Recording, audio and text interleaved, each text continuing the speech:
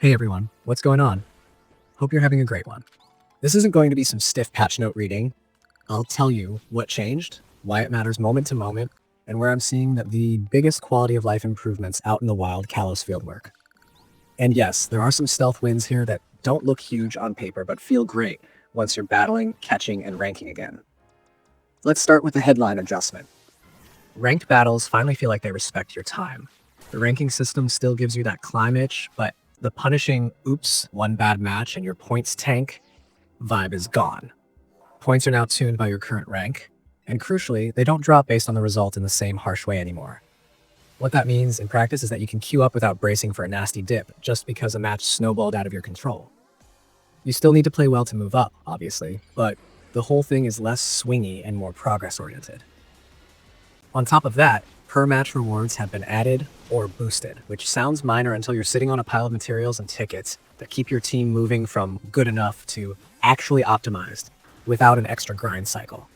This is exactly what a first balance pass should do. Reduce pain, keep the ladder engaging, and make each match feel worth queuing for. If you were holding off because early bugs were making the experience a bit bumpy, there's good news. One of the worst offenders, where catch attempts could fail entirely if your Pokemon boxes were full before you'd crossed a certain story threshold, has been stopped. That one was particularly nasty because it wasn't just an annoying error. It interfered with basic progression for some people, especially if you're the type who catches everything that wiggles. Another mission timing issue that could freeze up when the in-game clock swapped from day to night, or vice versa, in the middle of an attack has also been fixed. If you've ever had a side mission stall because of that bizarre timing window, you can breathe again.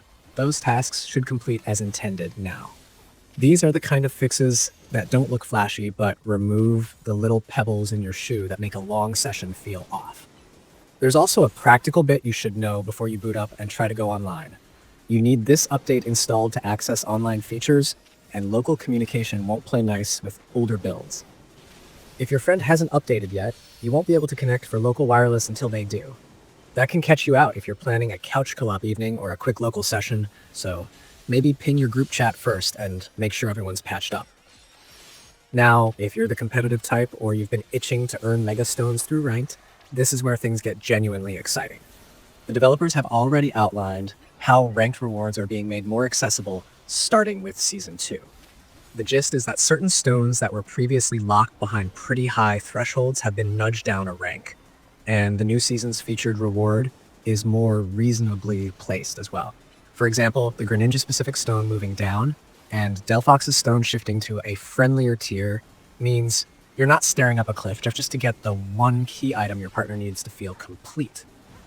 It doesn't trivialize the chase, but it also doesn't make you feel like you've got to no-life the ladder for an entire weekend to keep pace. This strikes a healthier balance for folks with jobs, classes, or, sleep. I've seen a lot of players mention that matches go by quickly, and the new points behavior combines well with that pacing. You can hop in for a handful of battles, feel tangible forward momentum, and leave without the dread that one unlucky matchup is going to undo your night. That ease of dipping in and out is essential for longevity, Spat, because it transforms the mode from a commitment to a habit, something you'll gladly queue for between story hunts or while you're waiting for your friend to log on. Even before this patch, folks were noting how brief and snappy the ranked format is, and with points no longer undercutting you on a loss, the mode leans into that one more game loop perfectly. Speaking of hunts, let's talk about the bug fix that targeted the full boxes problem. If you're a collector, filling living dex pages, checking natures, hoarding quirky little low-level catches for future breeding projects, you probably run your space down to the wire all the time. When a game punishes that playstyle with a silent failure rather than a friendly nudge to manage storage, it feels bad in a very specific way. Removing that landmine brings the flow back to what it should be. You catch, you juggle boxes when you want to, and the game stays out of your way. Fixes like this are the telltale signs that the team is reading player reports carefully and moving fast to unjam the basics. Let's pivot to practical advice if you haven't patched yet. Do yourself a favor and update before you settle in. On Switch or Switch 2, it's super straightforward. From the home menu, highlight Legends ZA, tap the plus or minus button, and choose Software Update, then via the internet. 2 taps, a short bar, and you're done. Also, if you plan to use online features, you'll want to make sure your system software is current as well.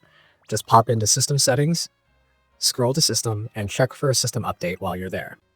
It's a boring step, but it saves you from troubleshooting later when a lobby won't connect. Back to the in-game impact for a second, because I want to talk feel, not just features. This patch is the kind that subtly transforms your confidence in the game. Before, if you were about to start a multi-match session, there was that nagging thought. What if I lose a couple in a row and have nothing to show for it? Or worse, what if a glitch steals a catch or a mission completion from me? Those little stressors can make you hover over different menu options instead of committing. After updating, I found myself freely queuing for ranked, grabbing a few field study tasks, and taking detours for captures without hesitation. The loop is just smoother, like a squeaky hinge finally oiled. There's also a meta ripple effect worth calling out. With rewards per battle increased, you'll see more players willing to stay in the ranked ecosystem, even if they're not on a big climb that night. That means matchmaking stays brisk and varied, which keeps the mode healthy for everyone, including the sweats at the top who still need a robust pool to test against. The best competitive systems create a rising tide. Casuals feel rewarded, mid-tier players feel progression, and high-tier grinders get shorter queues and fresher opponents. This patch inches the whole scene in that direction. And if the competitive carrot is what pulls you in, you're going to appreciate the broader event and reward cadence the franchise is building around this game. Keep an eye on official season pages and announcements. You'll see details on how many matches you need to complete to be eligible for end-of-season goodies and which stones are featured each cycle. Don't be the person who plays a ton, but forgets that you have to register at least one result in the current season to get your rewards. The rules can be simple but specific. Spend a minute scanning the season outline and you'll farm smarter, not harder. One more bit that shows the ecosystem thinking outside the box. There are even quirky promotions tied to the game, like in-store events in Japan where you can snag a special Slowpoke via mystery gift by doing a silly little mimicry challenge. Is that going to break the meta? Obviously not. But it does a great job of keeping the community energized and reminding us that the world of Pokemon is as much about charm and surprise as it is about min-maxing builds. It's the kind of side note that tells me the brand is keeping the fun factor high while the dev team shores up the systems. If you've been following news about what's coming next, the broader roadmap looks lively, with chatter around the Mega Dimension expansion on the horizon. I won't speculate on unannounced details, but knowing that more content is being discussed while the base gets this level of attention is a strong sign. Usually, when a team nails early maintenance patches and communicates clearly about competitive rewards, it sets the stage for expansions to land with momentum instead of feeling like a band-aid. Keep your ear to the ground. Official channels are hinting at updates, and that can sync nicely with getting your roster and rank where you want them beforehand. All of that is the big picture. Let me zoom back into how this patch affects your next session. If you're brand new, you get a smoother run with fewer weird blockers, and you'll feel less punished for experimenting in ranked while you're still learning counters and match pacing. If you're mid-game, it's the perfect time to clean up side missions that you may have paused because of the timing bug. Those should now behave, so clear the log and free your brain for bigger hunts.